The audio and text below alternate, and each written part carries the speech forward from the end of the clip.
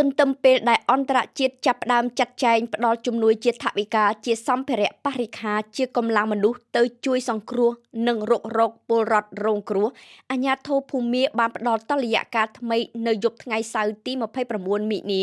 ថាចំនួនអ្នកស្លាប់បានកើនឡើងដល់ជាង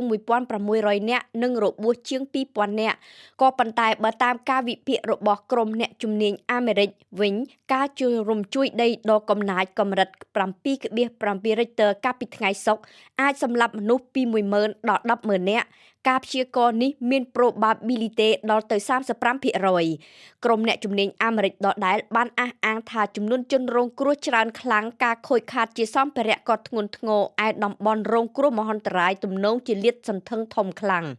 ការហិនហោចបើគិតជាទឹកប្រាក់មានទំហំដល់ទៅរាប់សិបពាន់លានដុល្លារមានន័យថាច្រើនជាងទិន្នផលសរុបក្នុងស្រុករបស់ប្រទេសទាំងមូលតែម្ដងលោក Bill McGuire សាស្ត្រាចារ្យផ្នែកភូមិគោលសាស្ត្រនិងហានិភ័យអាកាសធាតុនៅសាកលវិទ្យាល័យ College London បានប្រកាសចាត់ទុករំជួយដីលើកនេះថាជាការរំជួយដីដ៏កំណាចបំផុតមិនធ្លាប់មានទេគិតក្នុងរយៈពេលជិតមួយសតវត្សរ៍ចុងក្រោយមកនេះនៅក្នុងប្រទេសភូមាជាមួយនឹងរោគរំជួយតាមក្រោយក្នុងកម្លាំងដល់ទៅ 6.7 Richter និងនៅ 2-3 នាទីក្រោយការរំជួយធំដំបូងភ្លាមលោកសាស្ត្រាចារ្យបានព្រមានថានឹងអាចមានរលករំជួយថ្មីបន្តទៀតដើម្បីពន្យល់អំពីបាតុភូតរំជួយដីដ៏ខ្លាំងនៅភូមិនេះអ្នកជំនាញផ្នែកតិចតូនិក Rebecca Bell នៅសាកលវិទ្យាល័យអង់គ្លេសដដែលបានផ្ដោតការលម្អិតទៅលើចលនាត្រួតកងគ្នានៃផ្លាកតិចតូនិកចំណុចស្នូលនៃការរំជួយដីកាលពីថ្ងៃសុក្រទី28មិនិនាស្ថិតនៅចំក្រហែងសាហ្គងដែលជាដំណនៃផ្លាកតិចតូនិកឥណ្ឌានិងផ្លាកតិចតូនិកអាស៊ីអាគ្នេយ៍តំបន់ទំនាស់សាហ្គងនេះមានប្រវែង 1200 គីឡូម៉ែត្រលាតសន្ធឹងតាមបណ្ដោយត្រង់ភ្លឹងចុះពីតំបន់ភាគខាងជើងភូមាដល់តំបន់ឆ្នេរភាគខាងត្បូងនៃប្រទេសហេតុដូច្នេះហើយបានជាការរំជួយដីរៀលអង្រួនក្នុងផ្ទៃក្រឡាដ៏ធំខ្លាំងរហូតដល់ក្រុងបាងកកដែលស្ថិតនៅចម្ងាយជាង 1000 គីឡូម៉ែត្រពីគ្នាបើតំបន់ក្រហែងកាន់តែធំការរំជួយដីកាន់តែកំណាចនេះបើតាមអ្នកស្រី Rebecca Bell ដដែលពន្យល់ទៀតថាការរំជួយដីត្រង់ចំណុចក្រហែងដំណអាចបង្កគ្រោះមហន្តរាយធ្ងន់ធ្ងរខ្លាំងណាស់ជាពិសេសនៅពេលដែលចំណុចរំជួយដីស្ថិតនៅក្នុងស្រទាប់ដីរាក់ដោយកម្លាំងរំជួយអាចធាក់ខ្លាំងមកលើផ្ទៃដីខាងលើអ្នកជំនាញអាមេរិកផ្នែករំជួយដីក៏បានសរសេរនៅក្នុងកំណត់ហេតុដែលថាតំបន់ដំណសាហ្គងរបស់ភូមាត្រូវបានគេចាត់ទុកជាតំបន់ដ៏គ្រោះថ្នាក់ជាងគេបំផុតមួយនៅលើពិភពលោកពីព្រោះមានទីប្រជុំជនធំក្រុងរដ្ឋធានីតាំងនៅក្បែរពេកម្យ៉ាងវិញទៀតភូមាដែលមានទីតាំងភូមិសាស្ត្រងាយរងគ្រោះរំជួយដីដ៏កំណាចហើយ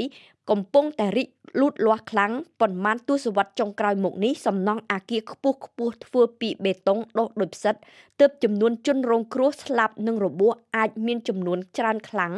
បាតុភូតរំជួយដីដ៏កំណាចខ្លាំងលើសកម្រិត7 Richter តាមបណ្ដោយដំណផ្លាកសាហ្គងកាលពីលើកមុនផ្ដាច់ជីវិតមនុស្សតែប៉ុន្មានអ្នកប៉ុណ្ណោះពីព្រោះកាលនោះភូមិនៅមិនទាន់អភិវឌ្ឍខ្លាំងមានតែផ្ទះអគារទាបៗធ្វើពីឈើឬពីឥដ្ឋនេះបើតាមការវិភាគរបស់អ្នកជំនាញនៅ Department វិទ្យាសាស្ត្រធរណីនៃសាកលវិទ្យាល័យ Royal Holloway នាទីក្រុងឡុងដោយបន្ថែមទៀតថាការរំជួយដីនៅថ្ងៃទី28វិនាគឺជាវិញ្ញាសាសាកល្បងមើលរចនាសម្ព័ន្ធទំនើបរបស់ភូមាដែលមានប្រជាជនជាង2.8 លាននាក់រស់ក្នុងតំបន់ងាយរងគ្រោះរំជួយដីក្នុងលំនៅដែលមិនរឹងមាំសម្រាប់អ្នកឯកទេសផ្នែកកាត់បន្ថយមហន្តរាយនៅសាកលវិទ្យាល័យ College London វិញព្រះធរណីស្រូបមនុស្សមិនស្លាប់ទេតែមនុស្សស្លាប់ច្រើនដោយសារតែការបែករលំរចនាសម្ព័ន្ធអគារនានា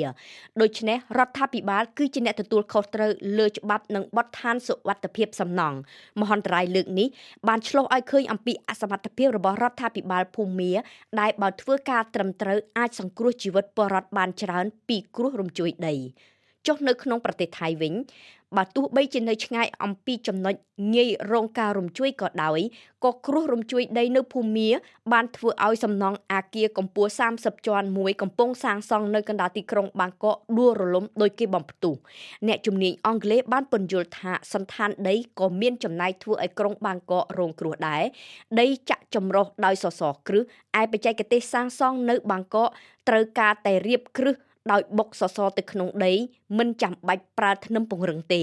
បច្ចេកទេសនេះមិនអាចធន់នឹងការរំជួយដីឡើយហេតុដូច្នេះហើយបានជាអ្នកជំនាញផ្នែកហានិភ័យមហន្តរាយយល់ថា